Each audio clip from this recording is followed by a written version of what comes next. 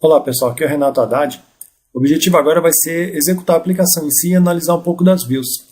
Bom, se você notar que aqui em Models nós temos lá o inicializar banco de dados e aqui no banco contexto nós temos o contexto em si que ele vai abrir o banco de dados, criar esse CONNDB que está definido aonde? Lá no web.config. Onde é que ele dispara isso? Então agora chegou o momento de aprendermos sobre o global.asa.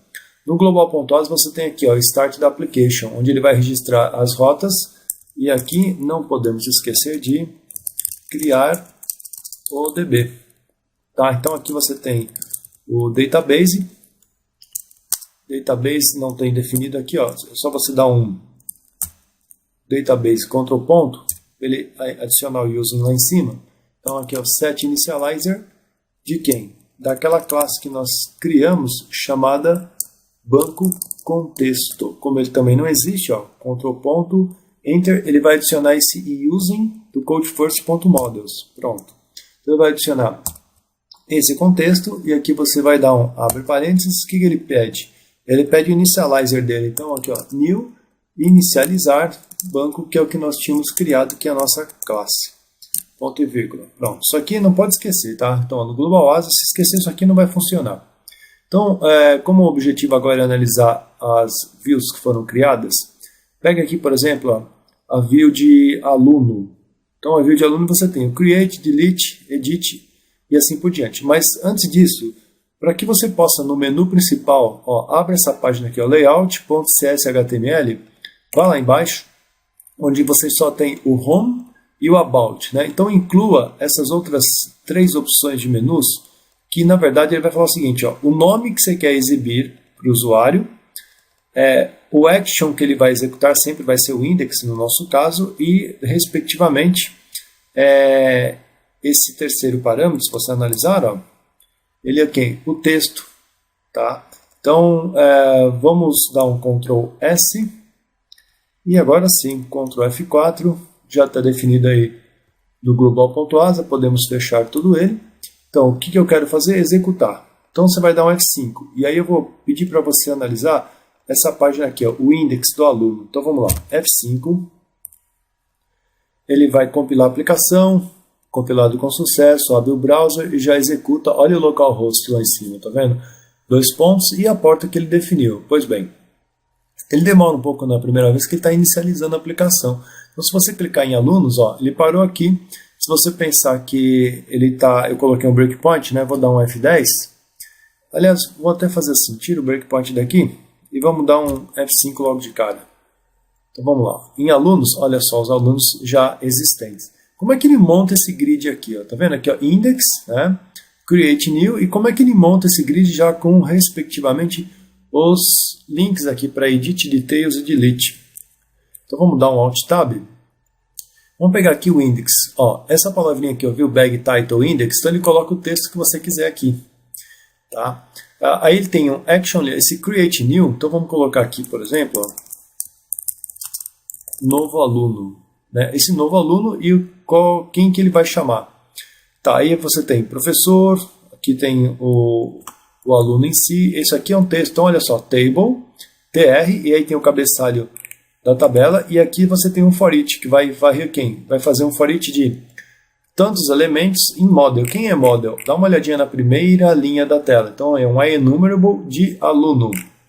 Consequentemente, ele mostra que a display for, então ele mostra exatamente o elemento. O legal aqui do Razor é que a gente tem, ó, por exemplo, item ponto, o nome da entidade, por exemplo, professor ponto e as propriedades dela, assim como você tem item ponto, as propriedades do aluno em si, né? Porque nós estamos em model. Model retorna um objeto do tipo aluno, correto? Então aqui você tem um display e lá embaixo sim você tem os labels, né? Então, ó, vou colocar aqui, ó, vamos colocar assim, ó, editar, detalhes e excluir. Só dá um Ctrl S e volta lá e dá um F5, você vai ver que aqui ele já monta, ó. Editar, detalhes e excluir. Então, muito bem, novo aluno, tá vendo? O index lá também daria para mudar tranquilamente. Aqui o index vai ser alunos cadastrados. Ctrl S, dá um F5 aqui. Então tá ali, ó, alunos cadastrados. Alunos. Opa, errei. Dá um Ctrl Z aqui, ó, aqui no index. Ó. Alunos cadastrados. Ctrl S, só troquei o local. Pois bem, então, aqui ele montou, né? E você poderia, por exemplo, quando der um clique no editar, o que vai acontecer no editar? Então vamos fazer o seguinte, pega aqui o Solution Explorer. O Solution Explorer, eu vou pedir para ele mostrar o controller de alunos. Dá um double clique aqui em alunos. Como ele vai cair aqui no detalhes, ó, details, eu vou dar um breakpoint aqui. Vamos dar uma olhadinha nos detalhes dele. Então vamos lá. Quando eu clicar aqui em detalhes do primeiro aluno, olha na linha de rodapé, details /1.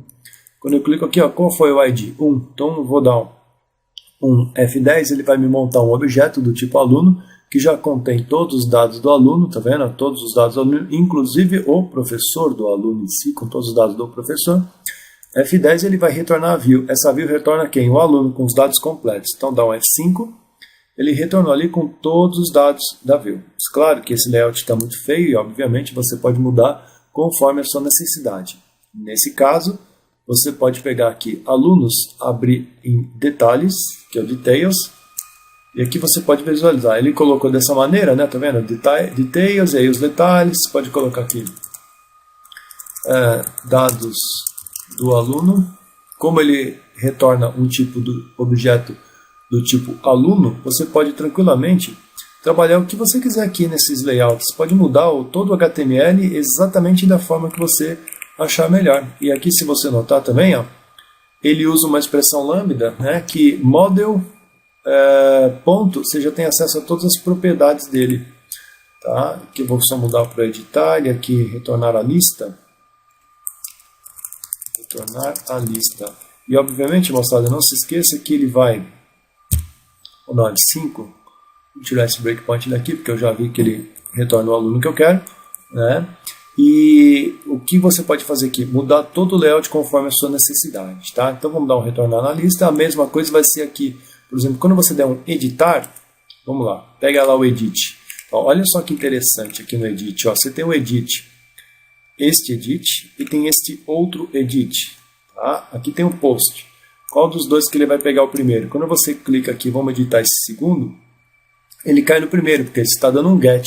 Você só está requisitando dados, né? Então ele pega aqui, ó, F10, trouxe o objeto, montou o objeto aluno, e aqui depois você tem o viewBag ID professor. Quanto está valendo? Não sei, dá um F10, ó, o ID professor, vai estar valendo exatamente o selection list, que ele vai trabalhar quem? E retornar o ID do professor, assim, que é o professor daquele aluno, tá?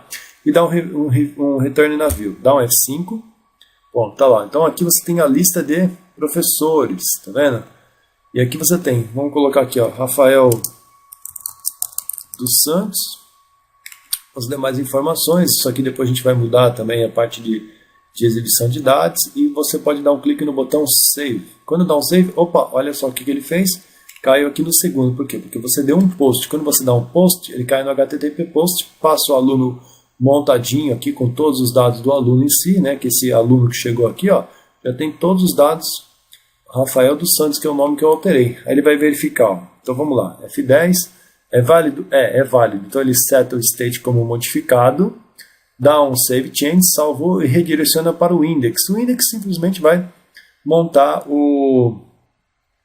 Vamos dar um F5, vai chamar a página de index só para mostrar ele aqui, ó, tá vendo? Rafael dos Santos. Então essa parte de alunos ficou bem legal, assim como você, quando for excluir algum elemento, também é a mesma coisa, cai lá no ID, no controller dele e recebe o ID desse elemento.